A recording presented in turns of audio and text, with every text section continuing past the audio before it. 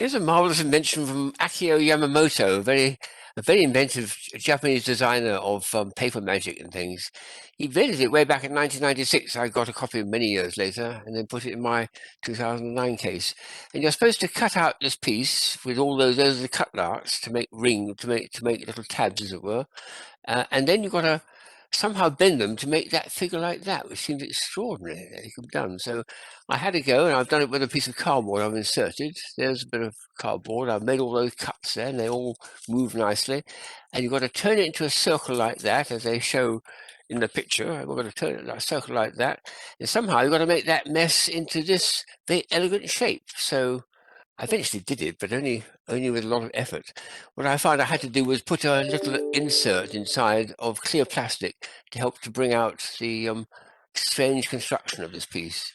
If you look at this, extraordinary. There are two pieces which sort of cross over like that, like a knot almost. There we are. And as I rotate it, you suddenly find at the back, which you can't see in that picture, you've got an explanation of how it's coming to be. You've got the center of those pieces which have got little tabs, and they stretch over the other side. You've got to pass it over the top and do something else very clever to make it actually construct from this. But if I went the other way, I could make this back into a flat piece of cardboard. That's the point.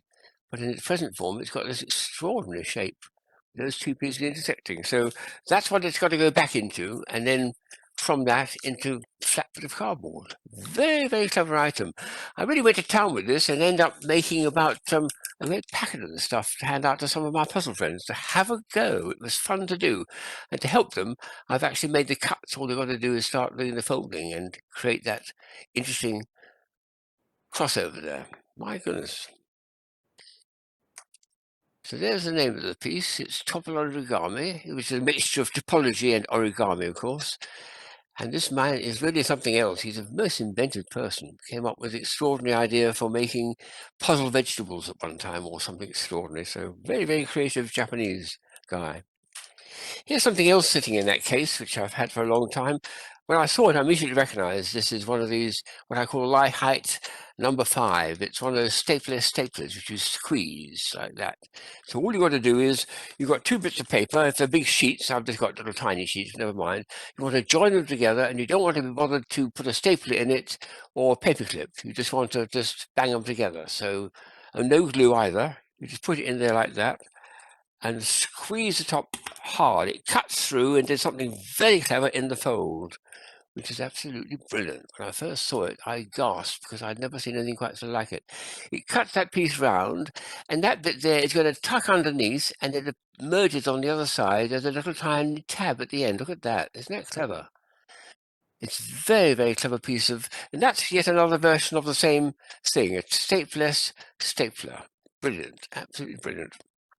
Here's another nice bizarre thing. Look at this. Extraordinary. It's a ballpoint pen, actually. If you look carefully, let me just show the thing into detail. Yeah, ballpoint pen. But what's all this bit here? It looks vaguely like, well, let's try a bit on a bit of paper to see if it writes, first of all. We must have a pen that works. It somewhat reminds me of a quill pen, doesn't it? It's sort of light and delicate and vaguely sort of feather-like. But no, it's if you look carefully at the top there, it's an inflatable bar, an inflatable pen. So I've got to blow it up to make it use it. Here we go. Hold it about there. There we are. Put this top back in again. If I'm getting really good, I can push that inside, but I won't try doing that. And now it's got a reasonably good feel to it as a normal pen. Put it on a clean bit here. I feel like writing an advertisement because my friends say that if I do that, it's what they call puff advertising. Something to do with that. But anyway, when I finish with the ballpoint pen, all I've got to do is squeeze it like that, squeeze like that, squeeze like, fold it like that, and it's ready to put it back in my pocket. So what a clever bit of technology that is.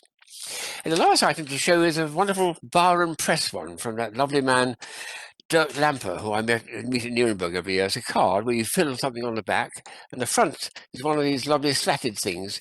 And this is a famous folk tale, isn't it? A fairy tale about the princess wanting to kiss a frog to turn it into a handsome prince. And then if we pull, we get a different outcome, unfortunately. Oh, that's nice. It's gone the wrong way. Never mind, never mind. She tried. The progress, please, anyway. About there. And there's a tab which, oh, the tab's got something nice in it as well. Look at that. Of course, tadpoles. Oh, that's very nice little feature. Look at that. Tadpoles, well, that's because of the fact that the princess has turned into a frog and they can now mate and have lots and lots of babies. So that's what's going to happen there. But it's not quite what she'd intended. She wanted him to be a handsome prince. Oh, well, there we are.